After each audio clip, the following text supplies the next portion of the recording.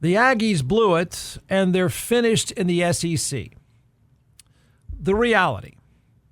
Yeah, they blew it on Saturday night. They got rolled by South Carolina 44-20. The head coach of the Aggies, who had the inside position on Coach of the Year, a guy that I was bragging as of late on Friday, who I had pegged for Coach of the Year, he had a terrible night by failing on multiple fourth down plays inside A&M's 40 twice.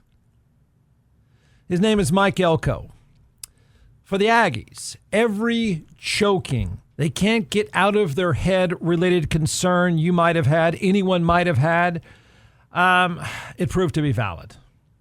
Yeah. It was an awful showing in primetime by A&M. They were an absolute mess.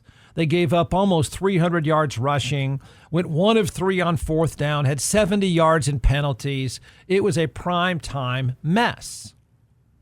The reality. Here's the reality. Just the numbers. They're still alive in the SEC and in all caps, the Big 12 tournament. It may not feel like it right now, but again, we're just going to check the feelings at the door here. It's a tough sell right now. I get it. I do. But they can still play for a conference championship. It really, numerically, getting blown out by South Carolina didn't do a heck of a lot.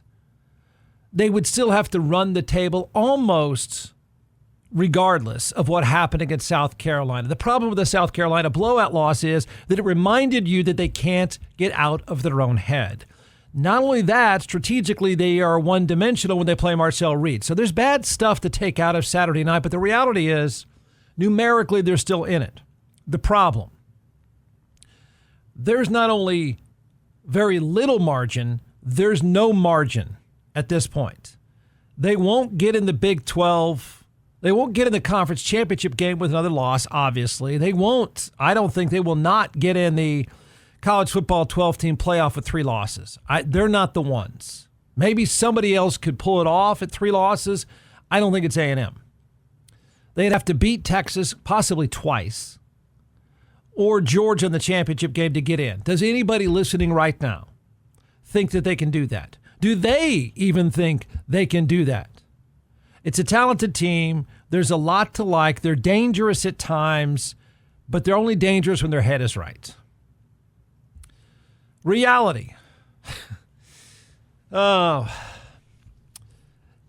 Here's Jerry Jones on his favorite player. What he seems to claim is his favorite player, Ezekiel Elliott. Well, it was a decision that Zeke understands, and so that's the way he is. And he's one of the best team men. He's one of the best workers that I've ever been around. And he was just that and has been that, and that was unconditionally a result of him being late for meetings. What does that even mean, the best workers? Was the guy doing construction near the stadium? What was that term? Okay, here's the thing. There's a lot more to be concerned with the Dallas Cowboys. I get it. Trust me. Pace yourselves. Pace yourselves. But I think this Ezekiel Elliott thing is important. And let me make the argument why Ezekiel Elliott and Jerry Jones and their loving relationship is so important. Ezekiel Elliott, bringing him back to Dallas is a disaster, obviously. It didn't fix anything, obviously. But here's the bigger takeaway with Ezekiel Elliott. That deal is the poster child of Jerry Jones' incompetence as general manager of the Dallas Cowboys. Your Dallas Cowboys. I would argue, no single failed decision proves that point more than the recent flame out of Ezekiel Elliott. It is a microcosm of the general manager being an incompetent buffoon as general manager. It's everything that has happened in terms of personnel wrapped up into one transaction that has gone horribly wrong and is ending badly. It's ending badly. It's exactly what the incompetent general manager of the Dallas Cowboys has been doing. That's why that deal is important. And if you don't know the significance of Ezekiel Elliott, wow.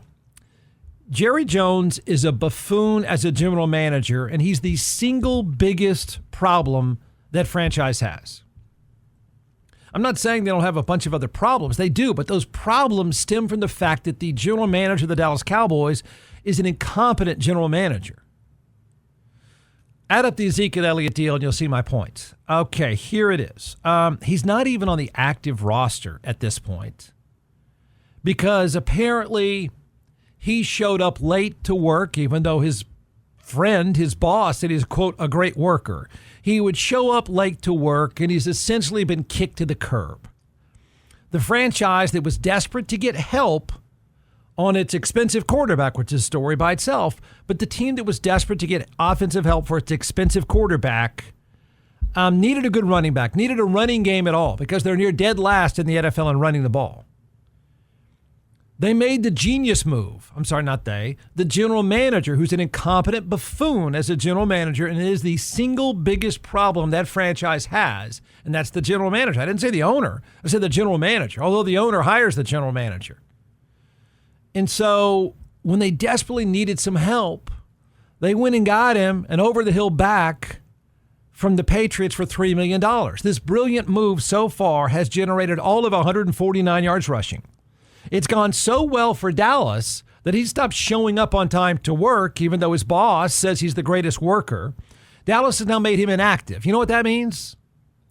That is the football version of not getting picked in a pickup game. You're not playing.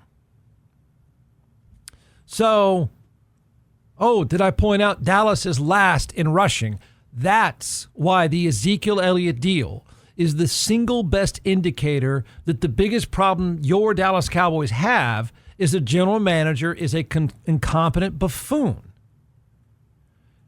Now, of course, it has with it the usual Dallas drama.